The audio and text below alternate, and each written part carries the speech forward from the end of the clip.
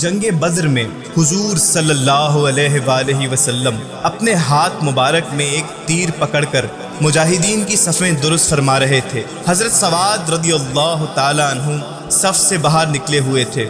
حضور صلی اللہ علیہ وآلہ وسلم نے اس تیر سے حضرت سواد کی پیٹھ کو چھو کر فرمایا، اے سواد صف کے برابر ہو جاؤ۔ حضرت سواد نے عرض کیا، حضور آپ کے اس تیر کے میرے بدن کے ساتھ چھو جانے سے مجھے جو ٹھوکر سی لگی ہے میں اس کا بدلہ لینا چاہتا ہوں۔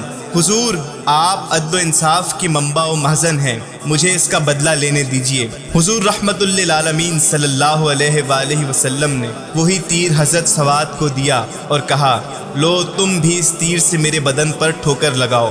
اور آپ علیہ الصلوۃ والسلام نے بدلہ دینے کو اپنی قمیض مبارک پشت انور سے اٹھائی تو حضرت سواد نے حضور کے بدن انور سے چمٹ کر مہر نبوت کو چوم لیا اور عرض کیا، میرے آقا میں نے تو اس بہانے سے بدن انور سے اپنا بدن لگایا ہے تاکہ بدن انور کی برکتوں سے میں مالا مال ہو جاؤں۔ ہمارے پیارے نبی رسول کریم صلی اللہ علیہ وآلہ وسلم عدل و انصاف اور رحم و کرم کے پیغمبر ہیں، اور آپ نے ہمیں یہ درس دیا ہے کہ ہم بھی عدل و انصاف کو اپنائیں۔ اور یہ بھی معلوم ہوا کہ صحابہ اکرام علیہم الرضوان کا یہ ایمان تھا کہ حضور صلی اللہ علیہ وآلہ وسلم کے بدن انور سے چھو جانے سے انسان کا بیڑا پار ہو جاتا ہے۔